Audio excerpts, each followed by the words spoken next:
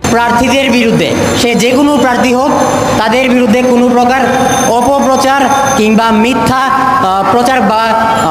কোনোভাবে তাদেরকে যদি বাহির থেকে বাহ্যিক কোনো শক্তি যদি প্রভাবিত করার চেষ্টা করে, কিংবা নির্বাচনে যারা ভোটার হবে তাদেরকে কেউ যদি বাহ্যিক কোনো প্রভাবের মাধ্যমে নিয়ন্ত্রণ করার চেষ্টা করে বা অর্থের প্রভাবে যদি নির্বাচনকে কলুষিত করার চেষ্টা করে, তাহলে আমরা এই নির্বাচন মেনে নিব না। আজকের যে মানববন্ধনের মূল উদ্দেশ্যটা হচ্ছে, বিগত দিনে বাফুফের নির্বাচন যেভাবে হয়েছে, আমরা এর আগেও বলছি যে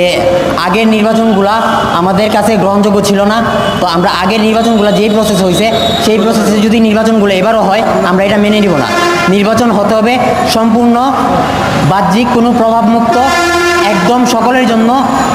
সকল প্রার্থী যারাই প্রার্থী হবে সবার জন্য যাতে লেভেল প্লেইং ফিল্ড থাকে, এটা এবারে নির্বাচনে নিশ্চিত থাকতে হবে। আর কোনো প্রকার ভোট বাণিজ্য হচ্ছে কি না এই জিনিসটা